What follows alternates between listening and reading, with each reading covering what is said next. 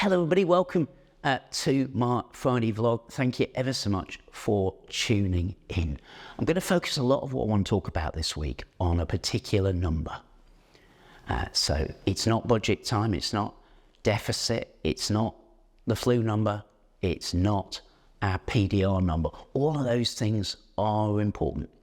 And in case you've tuned in to find out which bids were successful in the £3 million investment fund, it's not that either. We had a really rich conversation across the clinical leadership executive, but we just want to spend 2-3 more weeks working through some of the details to make sure that we make thoughtful choices between those £22 million of really smart bids, ranging from VL technology for teenagers to the potential to invest more in the CEN pathway arrangements we have in North Links, in Rotherham and in Doncaster. I'd be reasonably confident we will be making some significant learning disability investments. But no, it's not that number either. The number I want to focus on is 168.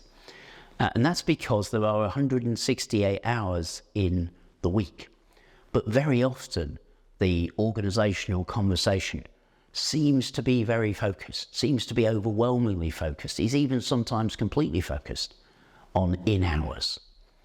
But in-hours is maybe a third of 168, possibly a bit less. And what that means is that out of hours, so weekends, the wee small hours, early evening, are the majority of the time that we provide care to our patients.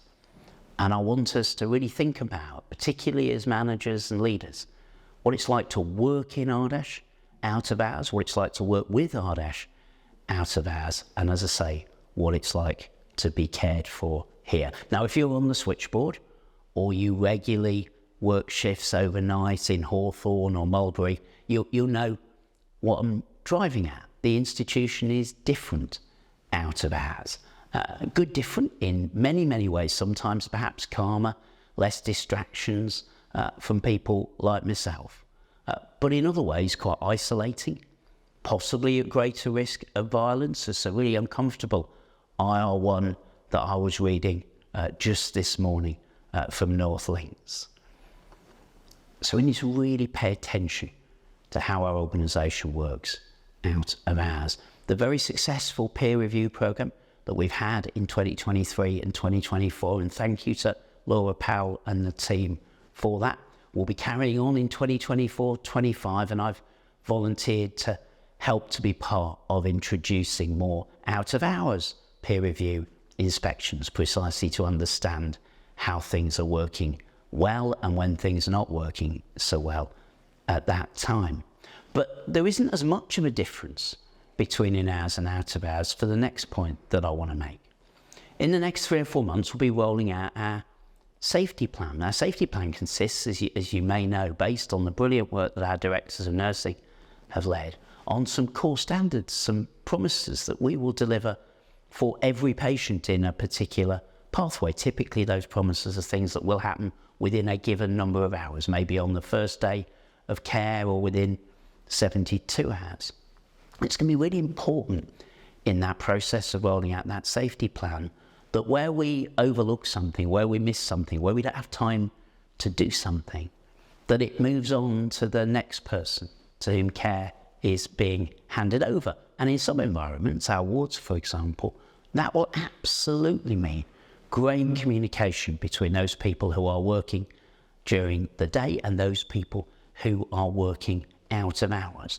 Something I'm obsessed with, like our must scoring arrangements, critical that we understand the nutritional status and the support that we can provide to patients in our care. Right now, colleagues, let's be clear, the official data for our must scoring at Ardèche is not good enough. We can have a debate about whether that's the data or whether that's the clinical practice, and that debate is real and live, and Sam Butcher probably finds me talking to her about this very, very regularly. But it's a great example, that must scoring, of something where, of course, we need to do the right thing. Of course, the data, as I said last week, has to follow and support clinical practice, but we absolutely need to build a communication channel between those people who are looking after somebody for part of the day and those people who are working out of hours. So there's a lot in this 168 hours. When we roll out our learning half days in September of 2024, how do we make sure that people whose working pattern might typically be out of hours are able to be part of that learning environment? And I don't want to shy away from the fact that it looks like the majority of our violence and aggression incidents in our ward environments happen when there are fewer people around out of hours. I'm spending time this weekend at a sleep conference organised by a national charity that's based here in Doncaster. There's another dimension of how we think about out of hours. Do our environments, does the way in which we work, does our clinical practice really facilitate the enormous therapeutic value of sleep? Do we consider that part of our recovery pathway?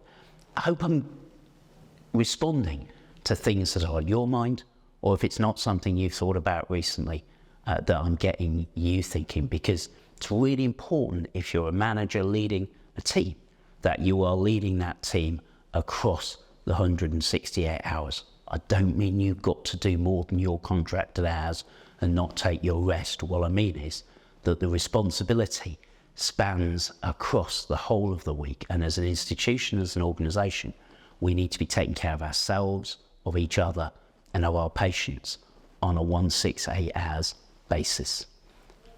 Thanks ever so much for thinking about this, for listening to this, particularly if you're listening to it this Friday evening or over the weekend. Have a fantastic week. More next week. Cheers.